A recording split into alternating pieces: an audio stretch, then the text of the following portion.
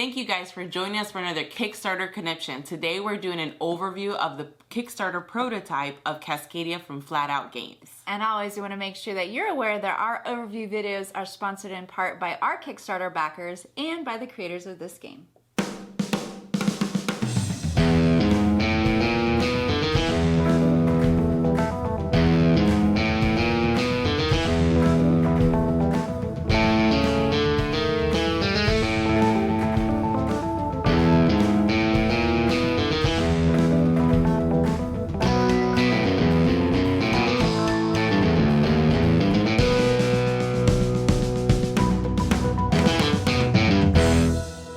Hey guys, and welcome to Tantrum House Studio 3. I'm Sarah Meadows. And I'm Shantelle Du. Today we're looking at the Kickstarter prototype of a tile laying game called Cascadia.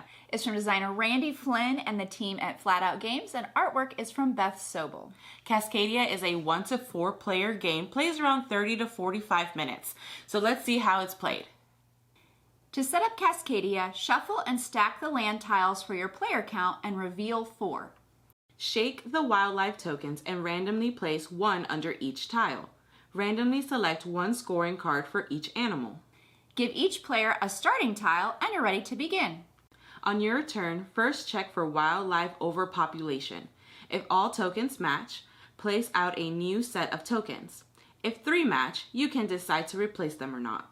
Then select 1 set of a tile and token and place the tile anywhere touching one of your other tiles. The wildlife token must go on habitat for that type of animal, or it goes back in the bag. A new tile and token are revealed, and then it's the next player's turn.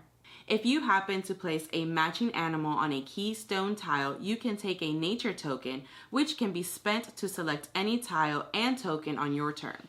Or you can spend it to replace any number of wildlife tokens.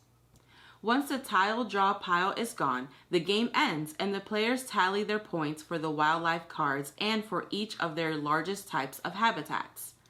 Players with the largest terrain types will gain a bonus, and the player with the most points wins.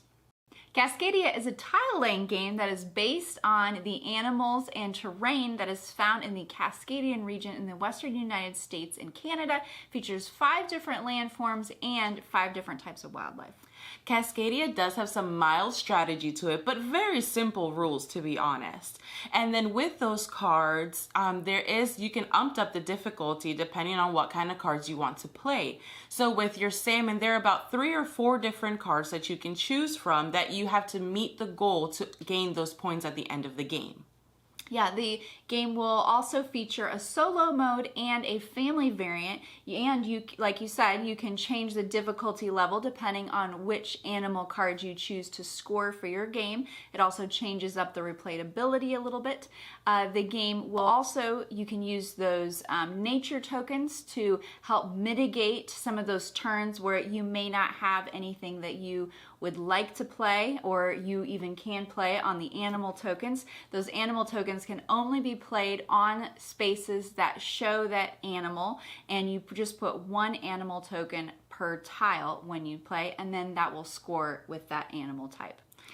Correct, yeah, exactly. So with that mild strategy, that's where you have to kind of think about what animal you're going to collect and what tile you're going to collect as well. And just like Sarah mentioned, those tokens play a really huge part in the game, because you can kind of mismatch which one it is that you want to choose. Yep. If this sounds like something you're interested in, you can check out Cascadia from Flatout Games, and be sure to check out the stretch goals and things that they will have in their Kickstarter.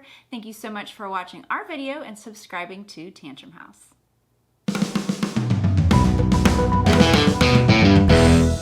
It features 5 different animals that are prominent in that area, and I don't know what else I was going to say, because that was pretty much the entire The animals, I was going to say wildlife. Doesn't really matter. It's the same thing. Okay. Those cards, you can ump up the difficulty depending. Ugh, my tongue just tied on there. Last take.